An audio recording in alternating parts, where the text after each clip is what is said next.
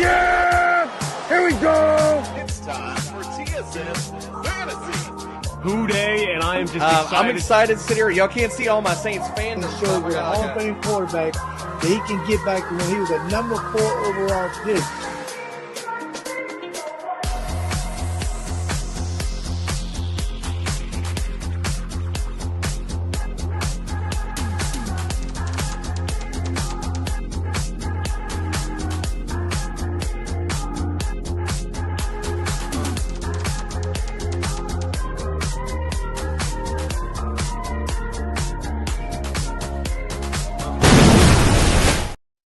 That's right, ladies and gentlemen. It is Commissioner Cooper, and it's time for TSS Fantasy. And unfortunately, I don't have none of my co-brothers in here to give me a yeah, so I'll just go, yeah. All right. Listen, at the end of the day, we started the summer tour about a month ago, and when we did the schedule, there was one particular show that I had circled, and it was this one right here, not because of our great guest, but not only is what I meant to say. But we're talking about America's team tonight, the Miami Dolphins. And then we'll go ahead and circle the wagons and talk about those Buffalo Bills, too. So I'm excited. Let's get things kicked off. Let's introduce our guests first. We'll go ladies first. Brittany, welcome into the studio. Thank you so much for having me. We're super excited to have you. And then Ryan, we got Ryan Talbot Bills. He's just all Bills all the time. Well, Ryan, welcome in. Hey, thanks for having me on. We're excited to have you. And of course, my co-host tonight is Meg, Ballers Meg Ballers, however you want to say it. Welcome in. Thank you. Thanks. We'll have Justin here at some point, so he'll be able to add a little bit to the mix. So, all right, let's get things started. We're going to pay the bills first. Do us a solid if you're watching on YouTube. Hit subscribe, give us a like, get the notification bell, all those good things. Little things stopping you from doing it, big things popping for us when you do, so we appreciate that. Also, don't forget, Fast Draft app. Use the promo code TSS. We're going to double the deposit for $50.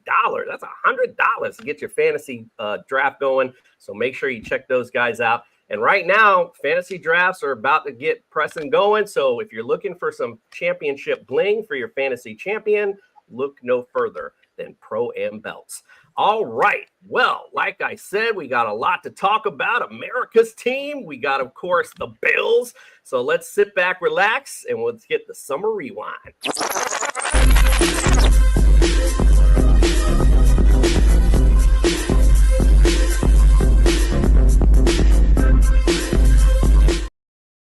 That's that old school Miami bass sound from my Miami fans. Let's go. All right, so we're going to talk about first the offseason, and we'll start first with free agency, and we'll get ladies up first. Brittany, I'll start with you. Give me a grade on the Dolphins free agency, and tell me about some of the guys you like or didn't like that were added or dropped from the team. I was hoping that we would do a little bit more, considering we lost Jalen Ramsey. So I'm a little, by little, I mean a lot, worried about that. Our cornerback situation.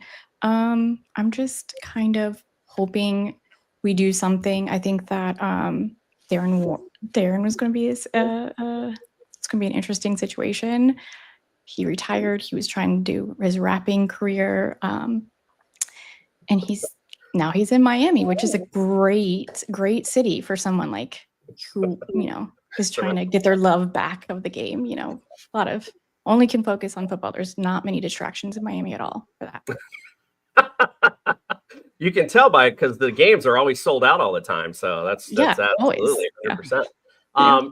Yeah, so I feel you on that. The Jalen Ramsey thing obviously just happened. Jalen and Jonnu gone from that roster, but getting Mika Fitzpatrick back home, I think kind of helped that deal. To be honest with you, the way that was going, I thought I was going to hear Jalen Ramsey goes to wherever for a 7th round pick is where I thought was happening. I'm glad they got Minka. Me too. Yeah, me too. I'm glad they got Minka back home. And my biggest concern for this team is, we did a lot of short intermediate passes last year, and a lot of that was due to protecting Tua, and they talked about that. And then but then the offense I suffered, and the reason they were doing that was because the offensive line I don't think they really addressed it that much. Did a little bit in the draft. They did grab James Daniels as well, but I just, we'll see how it comes out. If he's healthy. Correct. You got it. Good point. So we'll see. It's been a weird offseason for the Dolphins. It has. It's almost borderline. I felt like were we rebuilding or something, but then I'm starting to bring it back a little bit because what made the offense so good that first season was there was no tight end. Like it was all down the field. We didn't really use the tight end that much. So the departure of Jonnu to me isn't that big of a deal. To me, maybe they'll get back to what they did the first time and start taking big shots down the field. And I think where Darren Waller will come into play is that we always seem to struggle when we get up to that red zone because, speed's great, but it doesn't get you the size you need to get up those jump balls. So maybe that's where Darren Waller will come into play a little bit. So yeah. And it's not even sorry. No, it's not even the tight end position that I was so worried about. And I got a lot of heat on this on Twitter when I posted about it. It's just the relationship that Tua and Jonnu built. And you could see that they got each other and they had that relationship. And we took that off the field. So. Yes, we most certainly did. No, totally agree with that. Justin is in, so I'm going to try to bring him in. Justin, just bring yourself in because I don't know. Okay, here we go. We got an update on StreamYard, and I don't know where the hell the buttons are. Welcome in, Justin. Hey, guys. It's good to see some familiar faces and obviously new face, Brittany. Thank you for coming on. I apologize for being tardy. I just had to put down my 1-month-old baby, so got to be dad. Yeah, it was tardy because the baby had a farty. So I gotcha. All right, Ryan. Let's talk about those Buffalo Bills. Talk about the free agency. Give me a grade on what they did this offseason, and talk about the guys you like or didn't like. Yeah, so I'll give them a B. They didn't have a ton of money to spend. I was still impressed with how they stretched it out and. Talking more so first about who they lost, it's funny. You sit here now and their biggest loss in free agency was arguably Mac Hollins going to the Patriots because they have all these other players that they either cut or left and they're still unsigned. Von Miller still sitting out there. Rasul Douglas, who I know Miami had talked to and given an offer to at one point. Amari Cooper. So they really didn't lose anyone. They're bringing back a top 5 offensive line. Most of the offensive pieces are there. So they made a splash move on each side as well. And maybe Joshua Palmer's not a splash move to the outside or to the national public, but he's what the Bills need. The Bills need that natural separator, and that's what he does extremely well. I know he never really emerged with the Chargers. They had some really good wide receiver depth there at times, but the Bills have a lot of different flavors in terms of their wide receiver room. Khalil Shakir is going to be that yard after the catch guy, bouncing people. They bring in Elijah Moore, who had a great spring, but let's see what he does in training camp. Keon Coleman, and that list goes on. But in free agency, I thought Joshua Palmer was a really good move. Joey Bosa is a roll of the dice. There's no other way of putting that because he has not been healthy for the most part, or he's missed time at least in the last 3 seasons. So what are they going to get out of that? I still have some questions about their defensive line, especially off the edge, because they bring in Michael Hoyt, who at the time, I love the signing, the versatility, what they can do with him. Then he gets suspended for 6 games. So going into the season, starting out, you're going to be talking about Greg Rousseau. You're going to be looking at maybe Javon Solomon stepping up, AJ Epinesa. And then obviously we'll get to the draft here in a little bit with Landon Jackson. But I like that they at least made a splash on each side. They brought in some depth at cornerback, bring back Trey White and Dane Jackson, 2 guys that at least know the system, have starting experience under Sean McDermott. So nothing overly flashy, but a solid job overall. Yeah, listen, it's hard to shine when you have, greatness of Keenan Allen and Mike Williams, who, at times was really good when he stayed healthy. So I'm with you on Joshua Palmer. I think it's a great signing for you. He's a big guy, promotes problems in a lot of different areas. So, yeah, I think I think that was a great signing for the Bills. I totally agree with you. I love the Mac Hollins take. That's super funny. But, Mac Hollins been stepping up, but, he's kind of hit or miss. And Amari Cooper was just a dud for you guys. So it looked like, as looking at it on paper, it was almost like it was just a cut the dead weight for your key losses, if you will. And I do like what you guys added. So yeah, another tough sledding for us Dolphin fans for those Buffalo Bills. That's for sure. Let's go to the draft, Brittany. Give me a grade on the Dolphins draft and talk about some of those guys you like or don't necessarily like. Go ahead. Listen, I haven't been this happy and excited about a draft probably since like the Jalen Waddle draft, Jalen Phillips, that draft. I'm so happy the way that we beefed it up. We took some positions. Unfortunately, our roster had like more holes in it than Swiss cheese, so we couldn't really go best player available. We had to address some of our holes, and I think that we did a really good job doing that. It's so hard for me to be able to like get too excited about it though, because we all know that the NFL is the NFL, and you can have players that do great and then they come here and they just are total duds. So I don't really want to say too much about it, especially at least until we get to training camp at least. But I'm really, really excited about this draft. I like that we finally got we addressed the O-line. He's Samoan. We have a Samoan protecting a Samoan now. I think that's really special and important. And yeah, this was a good draft. I'm happy with this draft.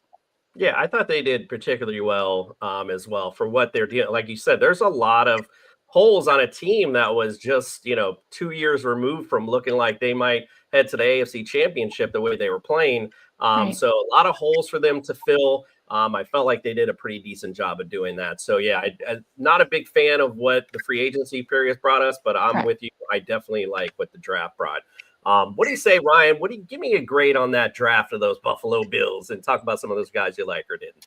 Yeah, I'll go B+ for the draft. Max Harrison at 30 felt like a steal. He went away from what the Bills typically do at the cornerback position. They've generally gone with a lot of zone-heavy players. This is someone that has a lot of man versatility as well to his game. Has the speed aspect as well, where the Bills have not necessarily had that too.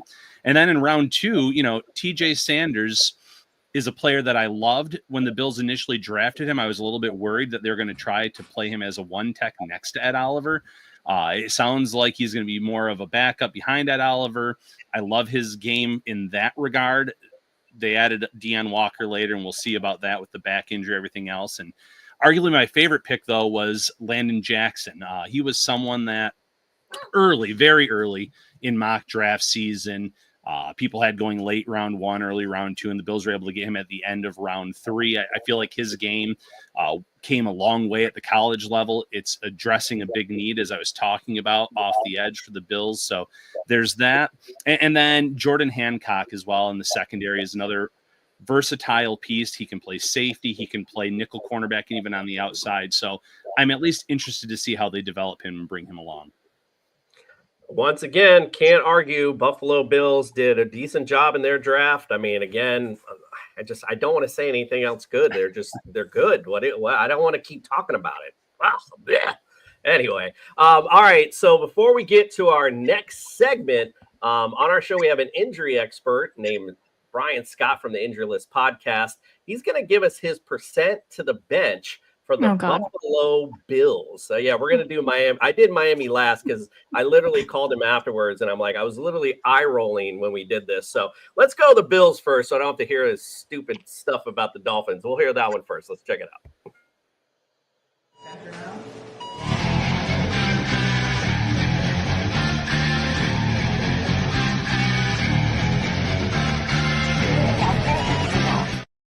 The doctor is in. It's Brian from the Injured List podcast, here to give our percent to the bench for those Buffalo Bills. Circle those wagons, Brian. What's going on? Oh, hey, you came in late on my end here, but that's okay. Let's get started. We got Josh Allen at the quarterback position. He played a full season, and he earned NFL MVP honors despite some nagging injuries. Most particular was a fracture to his non-throwing left hand in week 1, which he played throughout the whole year. So kudos to him. He's a tough cookie. I don't think we see anything change with regards to his durability, and his hand should be completely healed by now. I'm giving him just a 10% chance to bench. Dalton Kincaid at the tight end position. He sustained a torn PCL about midway through the 2024 season, but did finish the year, basically played through much of the injury.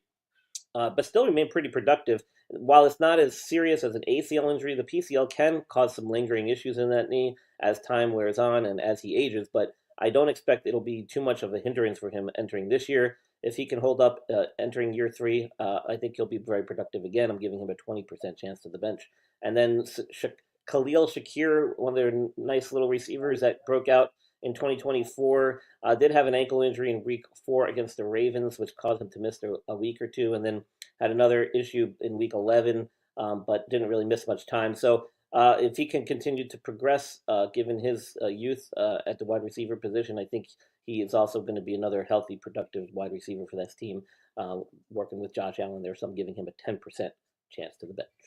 Not only is Josh Allen a tough cookie, but one of the more consistent fantasy players you can draft. So be sure to be looking out for Josh Allen.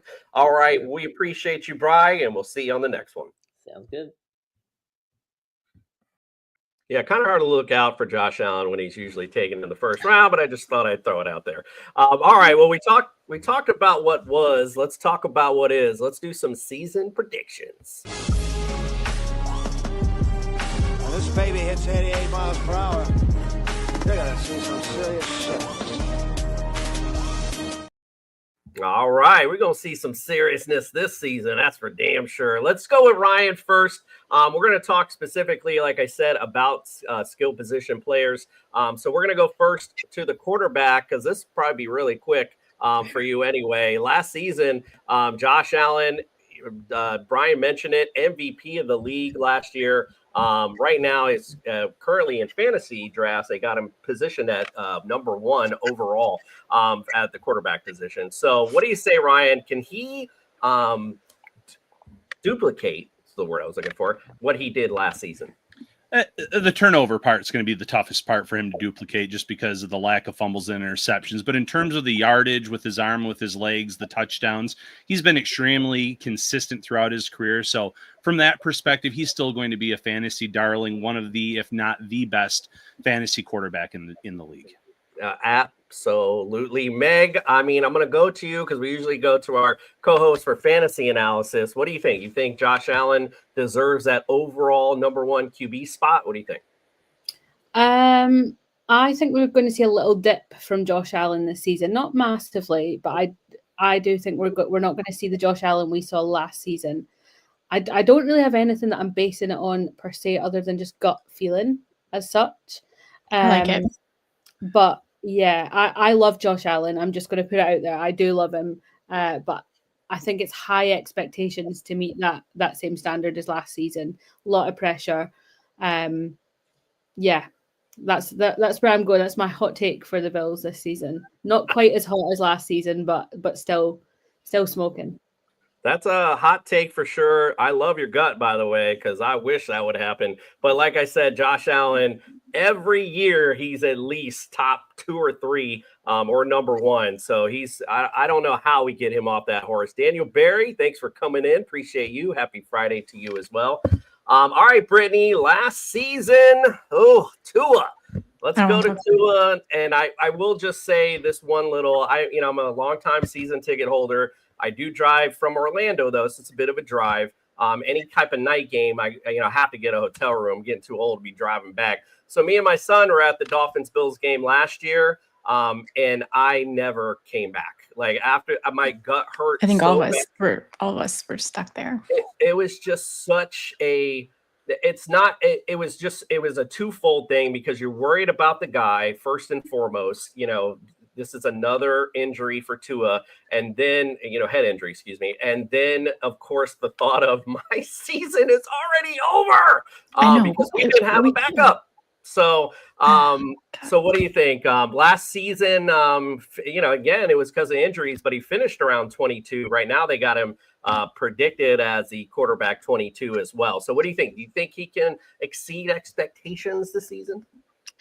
I am of the belief that as long as we have Tua on our team, we're always going to have talent. And there's so many, I think that Tua gets the most hate within our own fan base than any other fan base in the league. And I will not throw in the flag and say that we can't do anything or we can't go to the Super Bowl with Tua. We need to put him behind a an offensive line that isn't bottom 5 in the league. That's what we need to do. He obviously has an injury problem, and he is his own worst enemy because he didn't slide. Like, come on now. And so we got to keep him safe. We've got to protect him, and he also has to protect himself. So as long as he's healthy, I'm always going to be of the belief that we can do things. We just have to execute it. And it's completely ironic because I, again, remember being there, and I remember the crowd reaction when he did earlier in the game, he did slide, and I remember everybody cheering. So I'm in my head, I'm like, why? I literally just said, why? As soon as he jumped, I'm like, please, there is no reason to put yourself at risk, man. But, not only, again, because of my own personal, man, I want to see the Dolphins do well. But then, of course, you worry about a human being who's putting themselves out there for your team like that. Justin, I hate to ask you because you're a little Dolphin hater, but what do you think about Tua this season? Can he exceed expectations, Justin? First off, Brittany, I am not a Dolphin hater. I'm a Dolphin realist. No, I'm just kidding. As far as the fantasy aspect, I think Tua's fine. I really like the fact that they got Devon Achane heavily involved in the offense last year. I think that's going to be key to this year. I think you talk about sliding and all that stuff. I don't want to see Tua move. I want to see Tua throw for 4,500 yards, right? Like, I want to see him throw for 4,500 yards and not rush for a single yard. I don't care if he doesn't rush for a touchdown. Throw 30 touchdowns. We're fine, bro. We're fine. And use that little weapon right next to you, Devon Achane, who seems to just be packing on weight every single season and not losing a step as far as speed. 80 targets last year. Put him over 100, dude. I don't care. Give him the Jonnu Smith targets. Give it to him. Just find a way to get rid of it. That's the whole system. The system is find a way to get rid of it as fast as possible. I think if Tyreek's healthy, Jalen Waddle's healthy, Achane's healthy, he should be easily in that top 15, if not top 12 category. And, I totally obviously agree with you, Justin. Like I had said earlier, I think they're going to get back to what worked prior and take a little more. Hopefully, if they can create enough time for Tua, see him throw down the field. Take a page out of Danny Marino's playbook, bro. That man never ran. He just went back there and threw that pill all day. So hopefully we'll see that a little more this season with Tua. All right, Ryan, let's get back to those Bills and let's talk about the running back position. James Cook had a great season last year. He finished 7th overall for running backs. Right now, the ADP really has him around 12th, so it's showing a little bit of regression, probably because he scored so many touchdowns last year. But I got Ray Davis. Obviously, he's capable as well. But what do you think about James Cook? Do you think he can exceed expectations from last season? I don't think he can replicate the touchdown totals. Last year was, 18 total, 16 on the ground, 2 as a receiver. And before that, he wasn't really scoring a ton of touchdowns.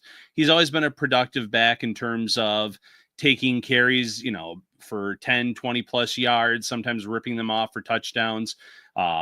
Good pass catcher as well. But now you bring the contract uncertainty into it, where he's still going to be the featured back on this team, but I wouldn't be surprised the Bills wanted to give Ray Davis a little bit more of a workload in year 2 to see what could he look like if this ends up being his backfield in 2026.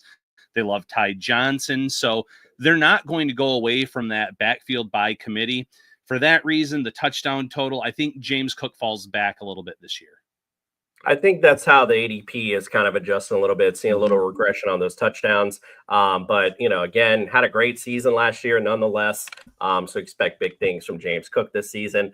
Speaking of big things, Brittany, I'm sorry. Let me go to Meg. My fault. I apologize. I'm so excited to bring up Achane. I'm like, let's talk about Achane. Meg, what do you think about James Cook this season? You think he replicates what he did last season, see some regression like everyone else, or what do you think?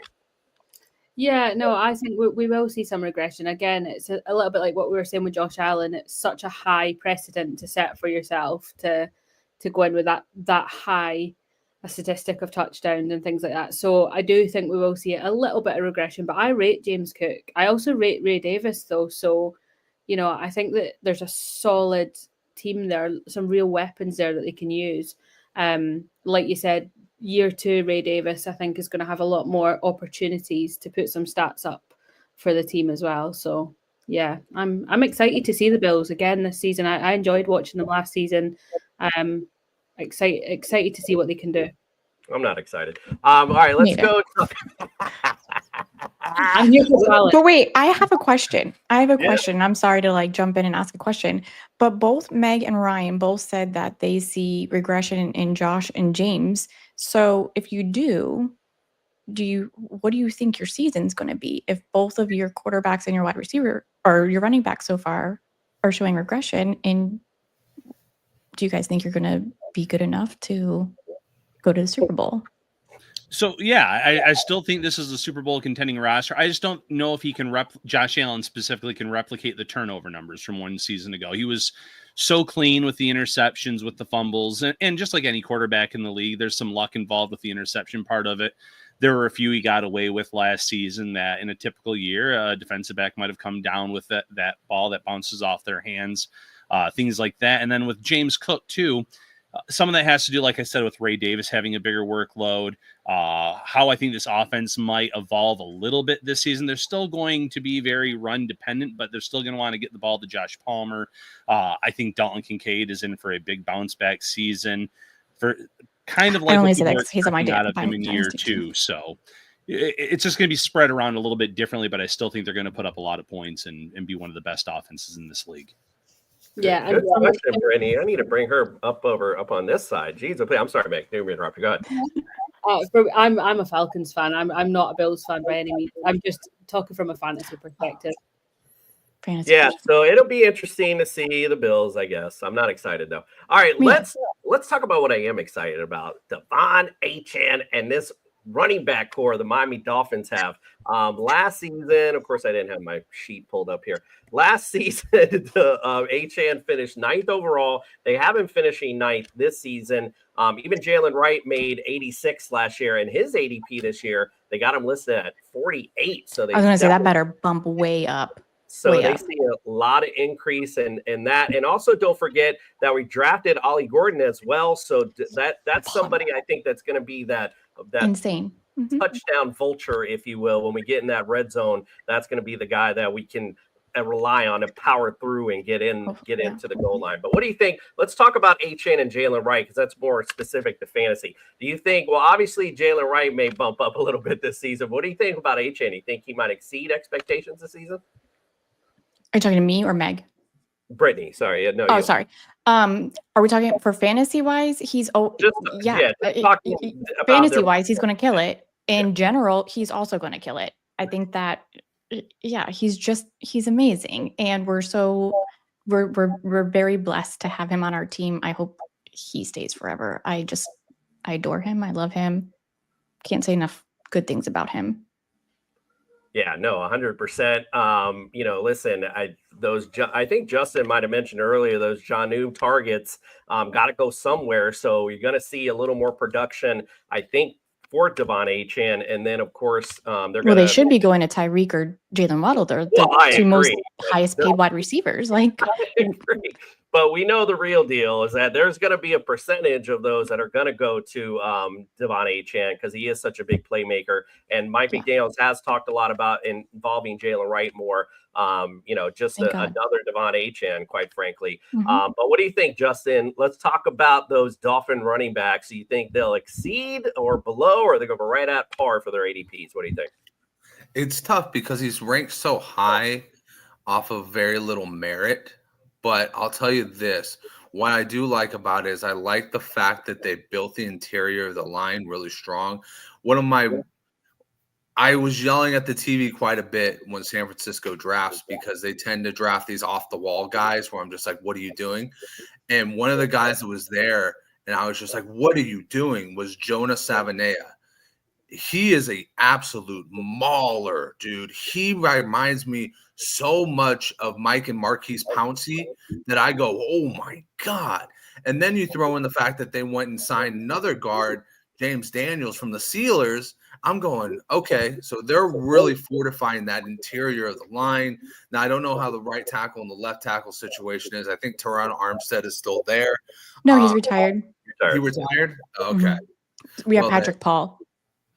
Well, I don't know much replaced about Patrick Paul, but I know Teron Armstead was a hell of a football player. But anyways, I think that he definitely has that ability to kind of do what Christian McCaffrey did for the 49ers, be a tremendous asset as a receiver as well as a between the tackles and most likely outside zone runner because of his impressive speed. And if Savanea is as good as I think he can be, he's going to be an absolute force, and he's just going to move bodies on that zone offense. And it's going to be beautiful chaos when you see the Dolphins play these lower teams. Not when they play the Bills. Most likely when they play the Bills, they're just going to get smashed at the line. Hey, easy. I was for the first time hearing you talk about the Dolphins having some special tingling going on, but that just went all away. Thank you very much. That little special mute his tingling. mic. Mute his mic. That's the swift kick to the nuts at the end there. Like, hey, no, you're okay. All right, let's go, Ryan. Let's talk about those receivers. You mentioned Josh Palmer before, a nice addition to your receiving core. You have Khalil Shakir, Keon Coleman, which he's been a little bit of a riser, if you will, in ADP. Last season, Khalil Shakir finished 40th. Right now, they got him at 42, and they got Keon Coleman right now at 48, and Josh Palmer at 68. So the ADP is kind of looking at Khalil Shakir being the guy, and then the rest kind of filling in. But what do you think? Do you think these guys might exceed? Because right now, 40th in receivers is not too good. So what do you think? You think these guys can exceed that? Yeah, I do. And these aren't players that you're going to win your fantasy leagues with necessarily, but they're good guys to have on your bench for bye weeks. Could end up surprising you. Khalil Shakir, he never put up gaudy stats. He was just a very trusted target for Josh Allen. He doesn't drop the ball. I would say the best contact balance in the league in terms of bouncing off of defenders and staying on his feet and being able to make plays after that. But he doesn't, he didn't eclipse 1,000 yards last year. I think it's a possibility this year. But like I said, so many mouths to feed. They've bought into the everyone eats mentality. Keon Coleman, pre-injury versus post-injury, were two completely different players. He was kind of finding a groove pre-injury that he suffered against the Dolphins with Jordan Poyer hitting him and suffering the wrist injury. But he was flashing against Seattle. He was making some nice plays there. He had a 100-yard performance in a game. And then after that injury, he was never quite the same in terms of making plays down the field. Still not someone I would trust in terms of a fantasy perspective. And then Palmer is someone that Brandon Beane has already gone on the record and said that after the 2025 season, the player you're going to be talking about the most is Palmer in terms of how he fits into this offense. Now, does that mean he's going to be someone that's a consistent week in and week out contributor? Probably not, because of the way that this Bills offense runs on a week-to-week basis. There'll be games where they're very run-heavy, other times where they're going to be targeting Kincaid 10-plus times and spreading the ball around elsewhere. But I do think he's going to outperform his ADP. I like it. Let's go to Meg. What do you think? Do you think these receivers exceed their current ADP? Like Ryan, do you agree with him? Yeah, I think Khalil Shakir has the potential to do better than where he's sitting right now. I think that, again, it's that spread, like we were saying about them. There's so many mouths to feed with those plays. I think that potentially dropping into the lower 30s for me, Khalil Shakir, by the end of the season. But again, sweeping statements based on not a lot other than gut instinct. I think that needs to stay healthy, obviously, and see what happens. But yeah, I'm not massively excited about the wide receiver core there. None of them necessarily jump out as, and I'm, obviously I'm coming off of my Bijan Robinson absolute, obsession. None of them are jumping out at me in that same way. But that's not to say that they can't do good things. Yeah, I think Keon Coleman is that big riser this season. It's funny because Josh Palmer, I've drafted him many a times. I had him on my dynasty team at one point. And there were times that either Keenan Allen got hurt or Mike Williams got hurt. And, it was kind of hit or miss with Josh Palmer. It was some games he did great and other games not so much. seen him drop some things at times, but maybe that improves a little bit on this roster. Obviously, this is, years into it, so we'll see how he fits in. But I think Keon Coleman's the guy that we should be looking out for in this roster. Now let's talk about some fun receivers. Forget them old Bills receivers. Let's talk about some fun stuff. Tyreek Hill, Jalen Waddle, even Westbrook Akine, if I've never seemed to say that right. Or Malik Washington. I mean, there's so many guys that I like to talk about. But what do you think, Brittany? Do you think these guys are going to be a little overachieving from what they did last season, or right around the same? What do you think? Oh, we lost. We can't hear you.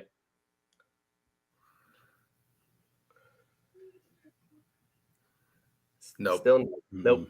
No, that's a negatory. It's a negatory ghostwriter. All right, well, we'll keep rolling with it. Justin, what do you think? What do you think of the receivers? Well, pass it off to me so I can shit talk this. But also, you still never have gotten his name right, and I was hammering you all DFS last year when he was doing good. I was like, say his name. I know, bro. I know, and I knew you were gonna say it. That's why I was like, oh God. But I even pre-show was like, I kept saying it, like, okay, and then I've already lost it. So go ahead, man. I'm gonna know his name this year.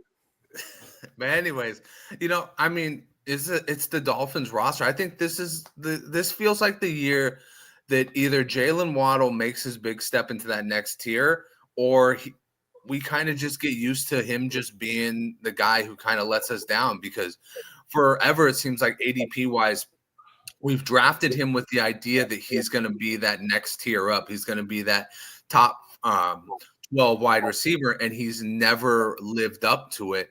And now it finally feels like ADP has finally put him at a point where he is a bargain for what he is. He's in that little bit, that pure pool, like in between 16 and 20, where you kind of go, okay, that's all right. That seems about where he should be. This could be the year he finally excels. So I'm going to be leaving a lot of redrafts with him. But, the injury history always kind of throws you away from guys like that. Tyreek Hill, the wrist thing, I don't know if he ever got surgery on that or not. I think he kind of just played with it and just hoped that it healed superhuman-like. But all I know is he got surgery? In the offseason, he did, yeah. Okay. Well, then good, because now he can play for 5 more years to support the 10 other kids that he's going to have in that 5-year span. See, Brittany, Dolphin hater. I told you. I told you it was coming. But I do like Malik Washington. I think he could low-key be somebody in this offense. Nick Westbrook-Akina, I think he was just maybe more of just the Tennessee Titans phenomenon that happened because they had nobody else. But prove me wrong. He was their, we talked about him many a times last season. He was like their red zone god last year. And quite honestly, I brought this up 1,000 times. Something the Dolphins definitely struggled in is when we got in the red zone, putting it into the end zone.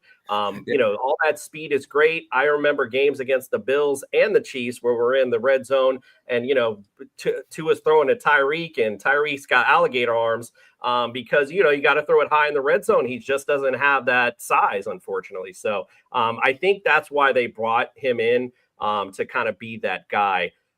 Real quick recaps from Coach Tay. Wanted to say follower of Ballers Meg checking in, and he says Dolphins need consistent quarterback play. You suck. Just kidding. All right, Brittany, are you back? What do you think? Can you guys hear me? Yeah. Yay. Okay. I had to unplug something, so I missed the first part of Justin's talk, but it was maybe a good thing. If Waddle and Tyreek have another season like they did last season, I literally just posted about this on my Twitter. I will crash out because what are we doing? Something's not working. So no, they're going to have a better season this season than they did last season. And then what was the other question you had? I was just we were all just talking about the receivers, so I just brought up like Westbrook. Yeah. And I still can't say his name. I can't say his name right either. But I'm pumped. And Tyreek did have surgery. He had 2 surgeries actually. Yeah, we're ready, bro. This was one a vasectomy. one can pray.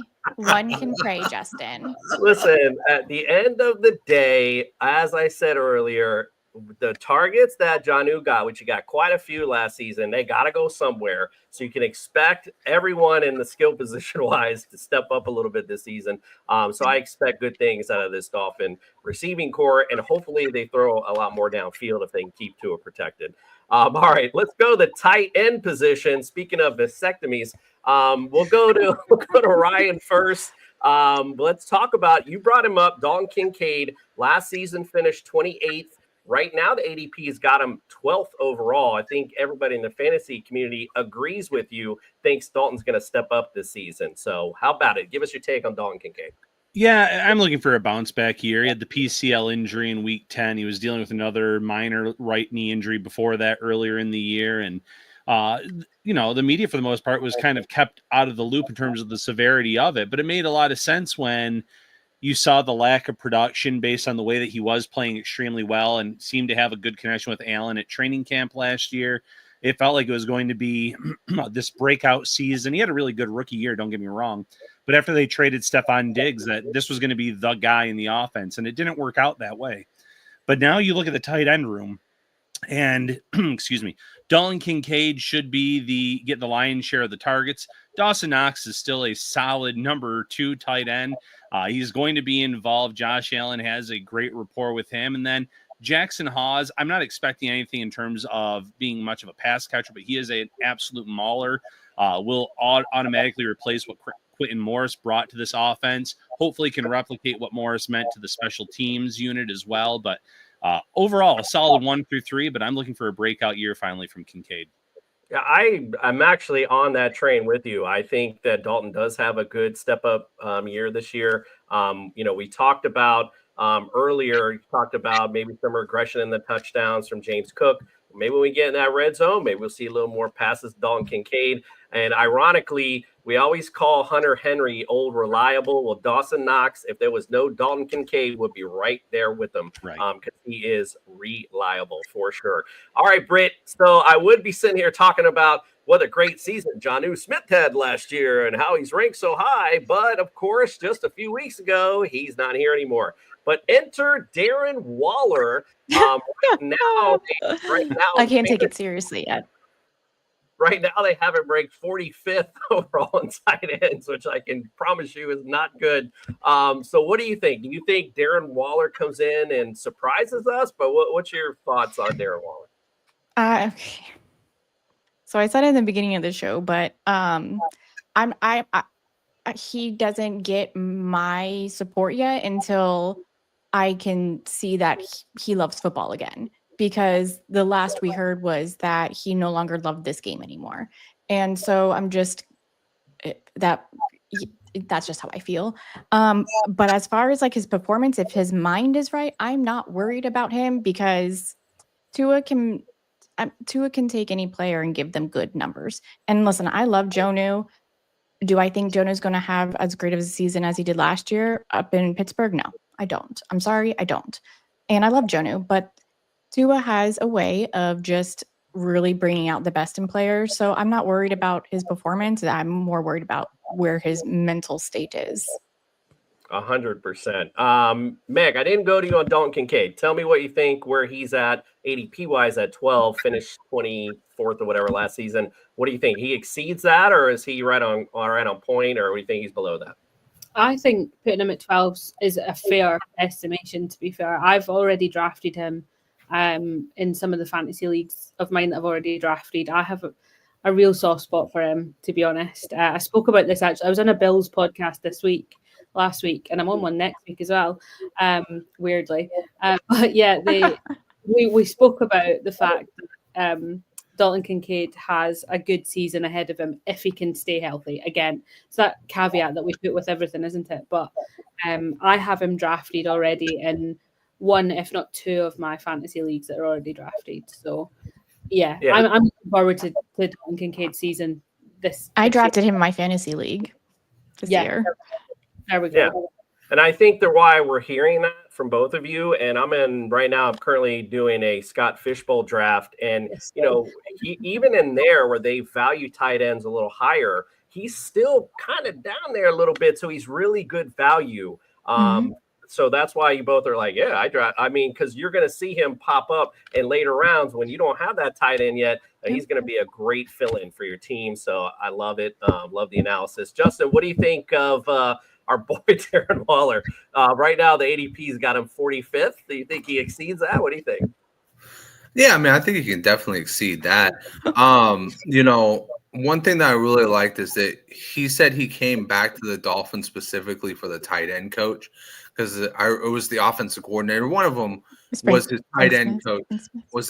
Frank Smith. That's exactly who it is. But anyways, that was his tight end coach when he was with the Raiders, and he was best season. Right. So for me, I look at that as, you know, he's got some motivation to be back. Plus, now they traded away their guy from last year, made room for you to come in. He doesn't look like he's unhealthy. He doesn't look like he's gained 1,000 pounds. So, you know, he looks like he's in shape. When he was at his height, he was worth a damn. I mean, he was a top 3 tight end. He was somebody you wanted on your team. Am I going to go out of my way to draft him? No, but if he's there in the 22nd round of the Scott Fish Bowl, am I really missing out if I go, hey, tight end premium, this guy gets 50 to 60 catches? He's definitely better than any other fifth-string wide receiver or Jimmy Horn on the Carolina Panthers that I'd be drafting. It's much more of a good lottery ticket to put in there for him than it is for any of those guys. So, yeah, I'll definitely take Darren Waller. I just will take them at price and or lower. Right. I'll go back to some of the things I said earlier, because I guess I'm just really focused on our red zone, but I'm just going back to it again. We need that threat in the red zone. Darren Waller presents that, so I think that's where you'll see a lot more of Darren Waller's presence, hopefully there in the red zone. So, I'm with you, man. I think he has a chance. I don't want to say top 12 or something like that, but he certainly got a chance to have a way better season than being ranked the 45th tight end. If, as Brittany said, as he comes in and enjoys playing football again. Now, to be fair to him, the reel I saw about him saying he was the reason that he knew he was done with football is when the Giants had him in the backfield. They had him blocking, and that's just not his thing. That is our offense. Like, our tight ends have to block. That is our offense. That was the big issue with Gesicki, if we remember, and the reason why he's not here anymore. So maybe we have other tight ends. Maybe they come in, and then we just know that Darren Waller's in the red zone offense. I'm not sure how it's all going to work out, but hopefully it works out. Hey, there's always 12 personnel with good old Durham Smythe. No, we got rid of. Didn't we get rid of Durham? Yeah, I think he left. I thought in free agency. Yeah, yeah. Mm-hmm. Yeah, I was looking up. It was somebody I wrote down, and I couldn't even recall the name. No, we have Julian Hill. It's Julian Hill. That's who it was. Yes, yeah. You know that name. Dolphins love him, and he loves to throw flags and kill our drives. Yes, perfect recipe for success. I agree with you, Brittany. Yeah. Mm-hmm. All right. Well, we talked about what was. We talked about what is. So real quick, let's listen to Brian whine about Tua and the Dolphins real quick. Oh, my God.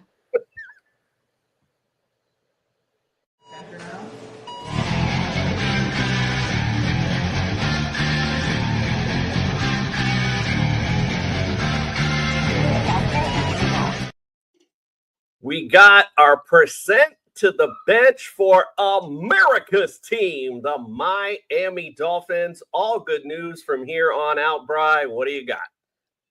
Well, I wish it was, Kamish, but unfortunately we're talking about the Dolphins, whose starting quarterback is Tua, whose brain is somewhere at the 50-yard line when he's down on the goal line. The guy's had multiple concussions, and I don't know why, but they signed him to a 4-year, $212 million extension before last season. And then what did he do? He had a concussion in week 2. Oh, man. This last week we had the lowest percent to bench score. Tua's got the highest, 50%. 50%. This guy, he's one more hit away from having his career ended due to concussions. I hate to say it, but it's a fact and it's the truth. Man, if he can stay healthy, though, hey, you never know. He's going to be throwing the ball to Tyreek Hill. 20% chance to bench Tyreek, mostly because he keeps getting pulled over driving too fast in Miami. Despite his wrist injury, which he had 2 surgeries for in the offseason, One to put a screw in to do something for some type of ligament repair, and then the next was to remove the hardware. That is not overly concerning, even though he is a wide receiver. He's had plenty of time to recover, and given his other physical attributes, I think it should not cast any shadows on his season. And then one of their newer players, free agent signing this offseason, Nick Westbrook-Ikhine. He's got some undisclosed soft tissue injury. They're not really been very truthful about what's going on. Hard to say for sure. He missed some drills at minicamp, and they're saying that there's not much concern. He should be ready for start of camp, so I'm giving him a 20% chance, mostly because we don't know what he's dealing with. Yeah, the Tua thing is very scary. We were at the game in week 2, my son and I, and literally when he came back, I was literally too nervous to go down there because I didn't want to see that again. Yeah. Because it's not only, especially in week 2, you saw your team's hopes die, but then of course, you're worried about the player himself with this constant issue with concussion. So there was real serious discussion about his career being over at that point too. So. Absolutely, as well there should be. All right, well, good luck for my America's team, Miami Dolphins. We'll see you next time, Brian. You ever smile at someone and just in your head be like, you SOB? That's exactly when he was talking about Tua. That's exactly what I was thinking. Bro, he said his body was on the goal line and his brain was on the 50-yard line. Like, I wish I could play that back and pause my face when he said that, because I literally went from smile to like, bro, like, you're really gonna trash my guy like that? Are you kidding me? Does he know that Tua was symptom-free 24 hours later? Does he know that? Yeah, he he just wants. Everyone likes to ride that train. It's all good. Listen, this is sorry. Go ahead. No, I'm go ahead. so annoyed. I watched that and I just got so annoyed. Like, I'm like, oh. Listen, I had to record it. I didn't think I fell when he was sitting there, and I got to put on a smile on my face. I'm like, I'm going to go on Twitter after this and find him and go off. Like, the Injured List podcast. So I'll send you the link. No problem. Meg's got to take off. She's got to get up early. She's all the way on the other side of the pond, so it's already really late for her. So, Meg, thank you so much. Where can everyone follow you at? At Ballers Meg on all the good platforms.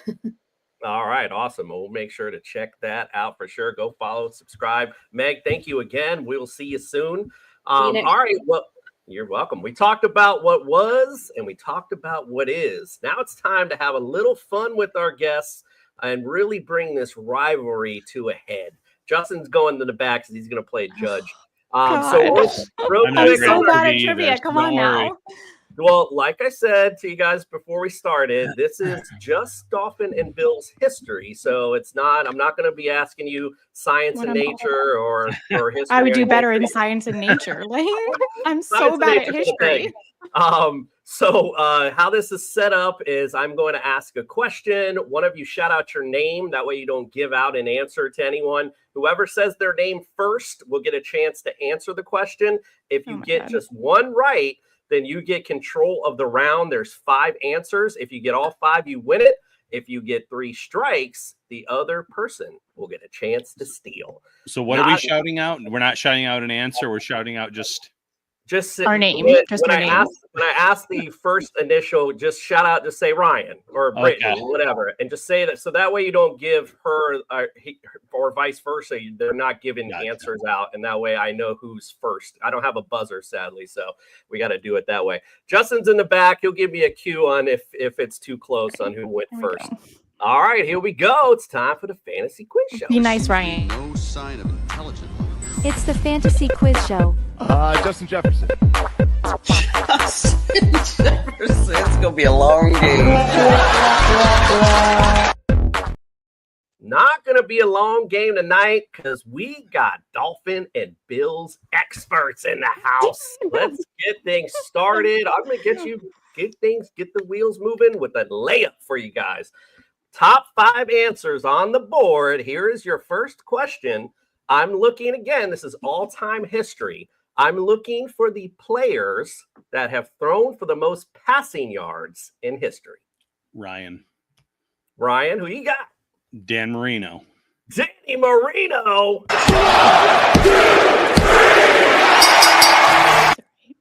That is correct. Judge playing with the buttons back there. That is correct. Danny is numero uno on this list, 61,361. All right, Ryan, you got control. 4 more answers to go. What else you got? Jim Kelly. Jim Kelly. Former grad. Can't be mad at Jim Kelly. Number 2 on the list, 35,467 yards. All right, no strikes. 3 answers to go. What else you got, Ryan? I'll go Bob Greasy. Bob Greasy. That is correct. He's 4th on this list, 25,092 yards. Okay, we're getting in the nitty gritty. Ryan's just allowed to keep going and going and going. Josh Allen. Allen. That is correct. He is last on the list, 26,434.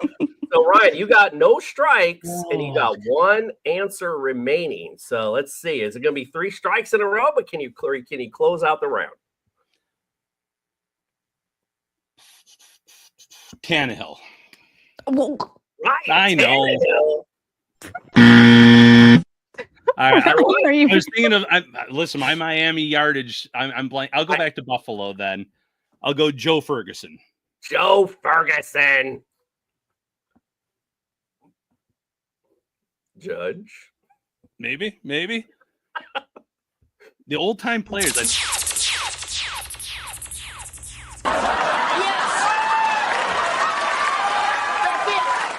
Ryan takes the round. He was right behind Maria.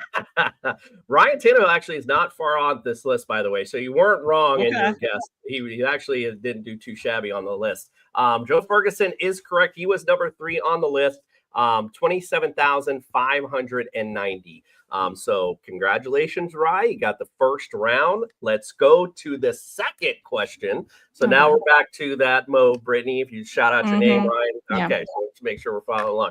Let's go. Second question. All-time Dolphin and Bills history. I'm looking for the players who have the most rushing yards. Go ahead, Ryan. Okay, Ryan. Ryan, what do you think? He's waiting for you. Thurman Thomas. Thurman Thomas. That is correct. He's number 1 on the list. He is 11,938 yards. Goodness. I didn't know these things. What about O.J. Simpson? Oh God. That is correct. Not a name to mention, but listen, it's all good, man. He's I was telling my wife the other day, I used to love OJ because he was the sideline reporter too. That's how I know OJ. 10,183, second on the list. Okay, Ryan, what else you got? Ricky Williams. Ricky Williams. Bye, Ricky. He's number 4 on this list, 6,436. I spit that out. All right, again, no strikes, and you got 2 answers left. Zonka. Larry Zonka. That is correct. He's just got this. We got an expert in the house. Is he on there? 6,737 yards. He's number 3 on this list. Beast. Looking for the last one now with no strikes in the same spot you were in the last one. Fred Jackson. Fred Jackson.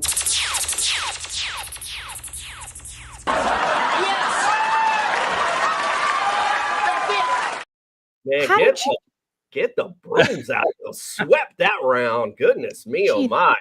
I'm going to start switching this up a little bit. Yeah, can we take turns? Well, you're supposed to. I'll let you take this next one. You're supposed to get it the first. I know, but I want to take turns. I want to take turns. Switching the rules. I do really bad when there's like a pressure. There's pressure. Okay. Yeah. All right, Ryan. If you're game, we'll have Brittany start this next one. Absolutely. All right. It makes it easier for me anyway. I'll have to figure out who answered first. So, all right, let's go. Top 5 answers on the board, Brittany. I'm looking again. All-time history. Bills and Dolphins. Looking for the players that had the most receiving yards. All-time receiving yards. Is Tyreek Hill on there? Tyreek Hill? Is he? First wrong answer. God, you can keep. Darn it! I'm out. not good with history, but he had a great. It's okay. Keep going. What else you got? Do I go now? I'm gonna let's let Brittany see if she right. No. One of the dupers. Mark. One of the Marks. Mark Duper. That is correct. He's number 3 on the list, 8,869 yards. All right, you got one right. What else you got? Ryan, go. You go. Well, it's your we can't be training up this much, Brittany. You got to get I need to think. I have to process. I have to If you think. get 3 wrongs, then that's when Ryan gets a turn. Okay. Did you want to go with your other Mark though? I thought Duper was a good choice. Or Nat Leighton, Moore. Nat Moore. Nat Moore. Ooh. That is correct. He's number 5 on the list, 7,546. So you got 2 right, 1 strike. What else you got? OJ McDuffie. O.J. McDuffie. Not far off this list, but did not make the top 5. Darn it. All right, like your thought process. Yeah, no, absolutely. 2 strikes, and you got 3 answers. So there's still some meat on this bone. Can he get 1, or does Ryan get a chance to steal it? All right, let's go to the other Mark Clayton. Mark Clayton. That is correct. He is right under Mark Duper at number 4, 8,643. All right, Brittany, I'm going to give you a bit of a hint. You are missing the number 1 answer and the number 2 I'm missing the answer. number 1? The number 1 and the number 2. And they might play for the other team. Chris Chambers. Chris Chambers. Is he on there? No, not on the list. Judge, that was the 3rd strike, by the way. Oh, I know. I know. Well, let's do it properly.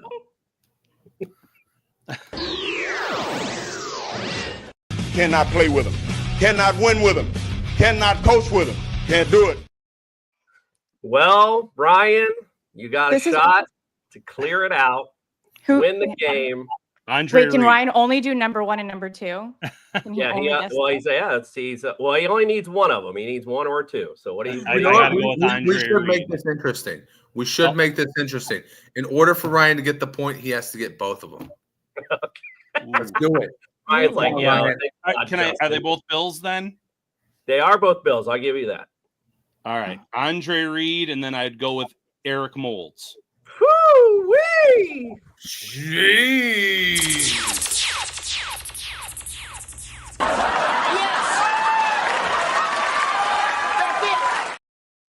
Ryan, what? Listen, this. I feel like this wasn't fair.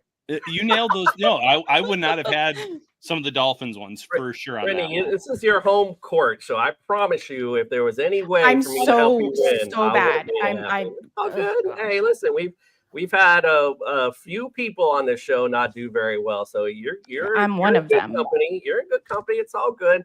But Ryan, you are today's winner.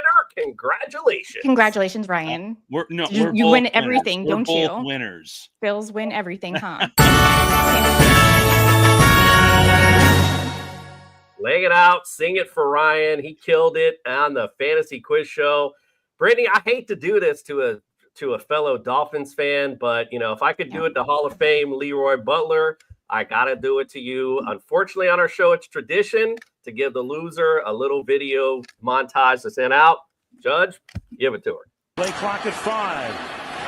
Pass is intercepted at the goal line by Malcolm Butler. Dumbass. Dang these. They call me dumbass. Black guy need stupid. That was insane, by the way. Oh my God. Great game from you guys. I appreciate it. Appreciate you coming on the show, giving your perspective on both teams. Let's hear from you, Brittany. We'll go ladies first. Where can we follow, subscribe, and get all of your great content? I'm on Twitter at BritBaby with an I, not a Y. And we're on YouTube, Sideline T Podcast, me and Mary Crippen. All right. Well, make sure we check them out. Do you guys mainly are talking about the Dolphins mainly on your podcast? We are, but we're trying to branch out, and we're going to cover more of the NFL and bring in more when the season starts. We're going to be bringing in fans of our opponents and just doing new stuff this coming season. Just as the one little tip, it's a great thing is to look out for those super fans. We've had a ton of them on, and they're just great people to come on. And they're so knowledgeable too. And they're knowledgeable, and they bring the energy. That's the great They do. part. That's So. that's And it right now you have a connection with Ryan, who does the Shout podcast. Maybe Ryan, you guys come on. can Come on, bring your best dad jokes. Bring your had best the dad Bills- jokes and come on for rival week. We had the Bills Vader on. We've had quite a few Bills super fans on, so that's lots of fun. All right, Ryan, where can we subscribe? Get all your great content. Yeah, you can find me on most social media sites at Ryan Talbot Bills. You can find my work at Syracuse.com and NYUp.com. And you can find the Shout Buffalo Football Podcast on YouTube, Facebook, X, or your favorite podcast platform.